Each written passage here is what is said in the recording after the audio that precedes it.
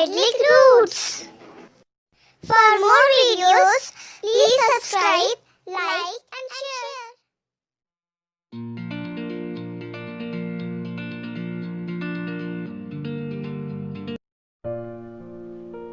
गीत फरोश। गीत फरोश भवानी प्रसाद मिश्र की एक प्रसिद्ध रचना है। गीत फरोश मिश्र जी का प्रथम काव्य संकलन भी है। जी हाँ हजूर, मैं गीत बेचता हूँ नाम से भी इस कविता को जाना जाता है।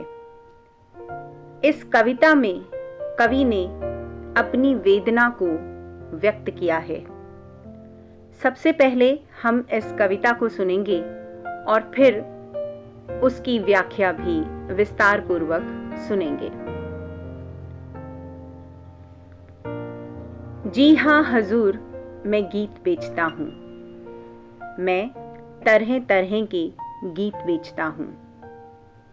मैं किस्म किस्म के गीत बेचता हूँ। जी माल देखिए, दाम बताऊंगा। बेकाम नहीं है, काम बताऊंगा। कुछ गीत लिखे हैं मस्ती में मैंने, कुछ गीत लिखे हैं पस्ती में मैंने। यह गीत सख्त सरदर्द भुलाएगा, यह गीत पिया को पास बुलाएगा। जी पहले कुछ दिन शर्म लगी मुझको, पर बाद बाद में अक्ल जगी मुझको। जी लोगों ने तो बेच दिए ईमान। जी आप ना हो सुनकर ज्यादा हैरान। मैं सोच समझ कर आखिर अपनी गीत बेचता हूँ। जी हाँ हजूर, मैं गीत बेचता हूँ। मैं तरह तरह के गीत बेचता हूँ। मैं किस्म किस्म के गीत बेचता हूँ।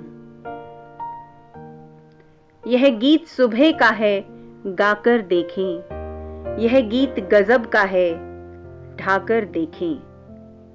यह गीत जरा सूने में लिखा था, यह गीत वहां पुणे में लिखा था। यह गीत पहाड़ी पर चढ़ जाता है, यह गीत बढ़ाई से बढ़ जाता है। यह गीत भूख और प्यास भगाता है। जी यह मसान में भूख जगाता है। यह गीत भुवाली की है हवा हजूर, यह गीत तपेदिक की है दवा हजूर। जी और गीत भी है दिखलाता हूँ। जी सुनना चाहें आप तो गाता हूँ। जी छंद और बेछंद पसंद करें। जी अमर गीत और वे जो तुरंत मरे। ना बुरा मानने की इसमें बात, मैं ले आता हूँ कलम और दवात। इनमें से भाई नहीं नए लिख दूं। जी नए चाहिए नहीं, गए लिख दूं। मैं नए पुराने सभी तरह के गीत बेचता हूँ। जी हाँ हुजूर, मैं गीत बेचता हूँ। मैं तरह तरह के गीत बेचता हूँ। मैं किस्म किस्म के गीत बेचता हूँ। जी गीत जन्म का लिखूं, मरण का लिखूं। जी गीत जीत का लिखूं, शरण का लिखूं। यह गीत रेशमी का है, यह खादी का। यह गीत पित्त का है, यह बादी का। कुछ और डिजाइन भी हैं, यह इल्मी। यह लीजे चलती चीज नई फिल्मी। यह सोच सोच कर मर जाने का गीत, यह दुकान से घर जाने का गीत। जी नहीं दिल लगी की इसमें क्या बात। जी नहीं दिल लगी की इसमें क्या बात। मैं लिखता ही तो रहता हूँ दिन रात। तो तरह तरह के बन जाते हैं गीत। जी रूठ रूठ कर मन जाते हैं गीत। जी बहुत ढेर लग गया हटाता हूँ, गाहक की मर्जी अच्छा जाता हूँ।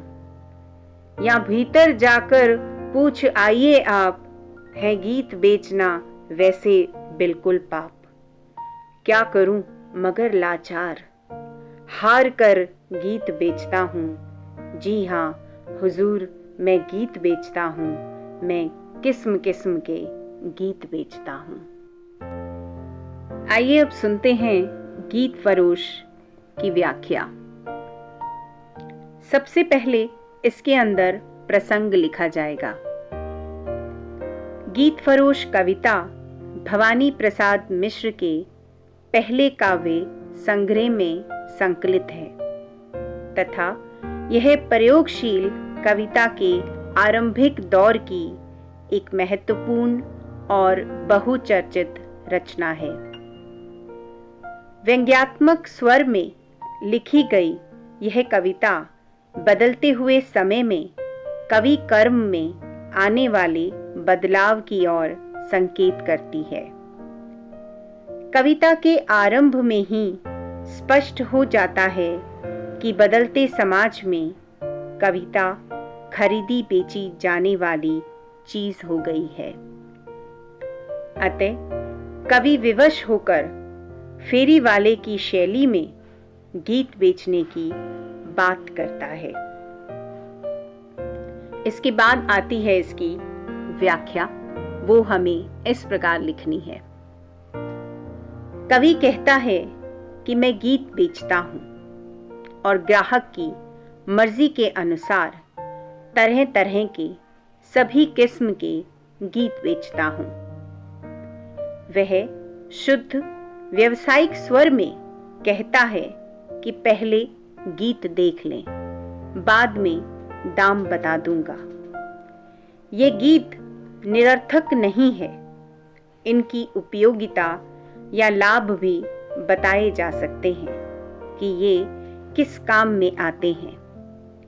कवि ने मौज मस्ती और पस्ती दोनों ही स्थितियों में गीत लिखे हैं।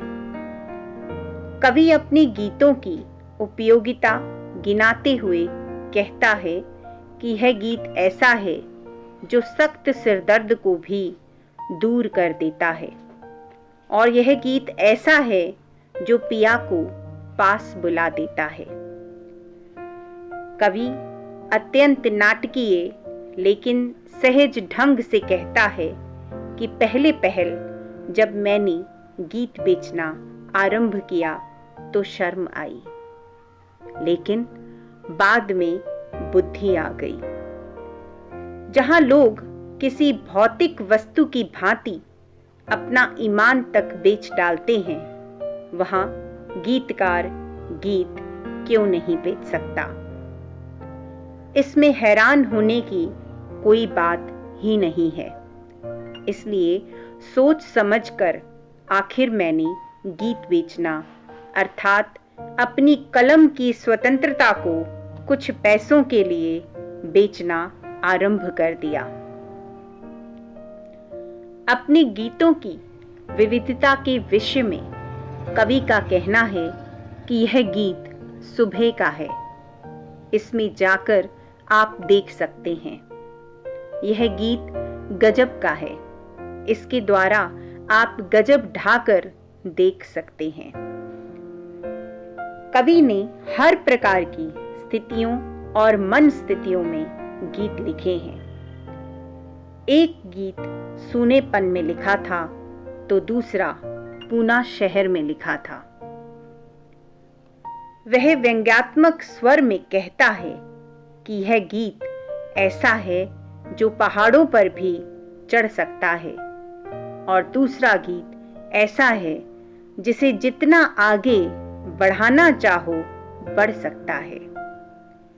यह गीत ऐसे प्रभाव वाला है कि इसे सुनकर भूख प्यास दूर हो जाती है, और यह गीत ऐसा है जो भुवाली नामक तपेदिक की अस्पताल की दवाई जैसा असरदार है। एक अन्य गीत तपेदिक की दवा के समान है। इस प्रकार कवि सीधे साधे और अटपटे लगने वाले सभी प्रकार के गीत बेचता है। कवि एक अनुभवी व निपुण व्यवसायिक के लहजे में कविता के ग्राहकों को संबोधित करते हुए कहता है कि यदि ये गीत पसंद ना आ रहे हों तो और गीत भी हैं जिन्हें मैं दिखला सकता हूँ। यदि आप सुनना चाहें तो मैं इन्हें गा भी सकता हूँ। इनमें छंद और बिना छंद वाले हर प्रकार के गीत पसंद किए जाने लायक हैं। इनमें ऐसे गीत भी हैं जो अमर या कभी न मिटने वाले हैं और ऐसे गीत भी हैं जिनका प्रभाव तुरंत समाप्त हो जाता है।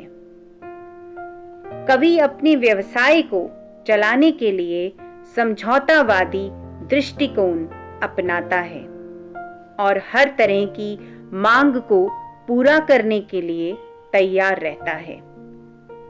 अतः स्पष्ट कर देता है कि यदि ये गीत पसंद ना आ रहे हों तो इसमें बुरा मानने की कोई बात नहीं है। मेरे पास तो कलम और दवात है। यदि ये गीत अच्छे नहीं लगे हैं तो नए गीत लिख देता हूं और यदि नए नहीं चाहिए तो उन गीतों को लिख दूं जो गए अर्थात विगत काल के हो चुके हैं। आजकल कवि धंधा दोहरा चल रहा है। कलम से गीत लिखते हैं और फेरी वाले की तरह कंधे पर रख कर बेचते हैं। कुछ घंटे गीत को लिखने में लगते हैं और कुछ उन्हें बेचने के लिए फेरी लगाने में। लेकिन बेचने में लगी इस देरी के दाम आपसे वसूल नहीं करूंगा। मैं तो नए और पुराने सभी तरह के गीत बेचता हूं। कवि के अनुसार उसने जन्म और मरण दोनों ही अवसरों के लिए गीत लिखे हैं। कभी विजय गीत लिखे हैं और कभी शरण गीत। कोई गीत रेशम का है, कोई खादी का, कोई पित्त का है, कोई बादी का। कुछ अन्य डिजाइन के गीत भी हैं। इनमें इल्म वाला गीत भी है और फिल्मी गीत भी, जो नई और चलती चीज है। इनमें सोच सोच कर मर जाने का गीत भी है। इन सब रेशमी गीत, शरण गीत, फिल्मी गीत आदि गीतों के डिजाइन की सांकेतिकता कवि जीवन की विडंबना और विवशता को उभारती है। कवि का स्वर व्यंग्यात्मक होते हुए भी वस्तु स्थिति की गंभीरता की ओर संकेत करता है। कवि कहता है कि यह सब आपको दिल लगी की बात लगती होगी, लेकिन इसमें हंसने की कोई बात नहीं है। मैं तो दिन रात लिखता ही रहता हूं, इसलिए तरह तरह के गीत बन जाते हैं। कभी ये गीत रूठते भी हैं, लेकिन मैं उन्हें मना लेता हूं। ये सारे गीत जो दिखाए हैं, इनका ढेर लग गया है। ग्राहक की मर्जी है, यदि नहीं खरीदते तो इन्हें हटाए लेता हूं। बस अब अंतिम एक गीत और दिखलाता हूं। या फिर कैसा गीत चाहिए, इसके बारे में आप भीतर अपने घर में जाकर पूछ आइए। वैसे यह सही है कि गीत बेचना पाप है, लेकिन मैं लाचार हूं, अतः हार कर गीत बेच रहा हूं। कवि की लाचारी अंत में उसके द्वारा वस्तु स्थिति की विवश स्वीकृति की ओर संकेत करती है। इस प्रकार इस भौतिकतावादी समाज में कवि अपनी और अपने गीतों की स्वतंत्र चेतना को बेचने के लिए विवश है। आखिर में विशेष लिखेंगे। सरलता, सीधापन और आत्मीयता। सरलता, सीधापन और आत्मीयता भवानी प्रसाद मिश्र की काव्य भाषा की सामान्य विशेषताएं हैं। प्रस्तुत कविता में भी बोलचाल की सीधी सरल भाषा प्रयुक्त की हुई है, लेकिन सीधी सरल होने पर भी यह बहुत सशक्त और भंगिमा युक्त है। तुकबंदी तथा अपनी गीत बेचता हूँ, जी हाँ हुजूर, मैं अपनी गीत बेचता हूँ। इन पंक्तियों को दोहराकर कवि ने अपने व्यंग्य को मात्र तीव्रता ही प्रदान नहीं की है, बल्कि साहित्य और समाज में आते जा रहे अनिवार्य बदलावों की भी सूचना दी है। तो ये रचना थी भवानी प्रसाद मिश्र की बहुचर्चित रचना गीत फरोश व्याख्या सहित।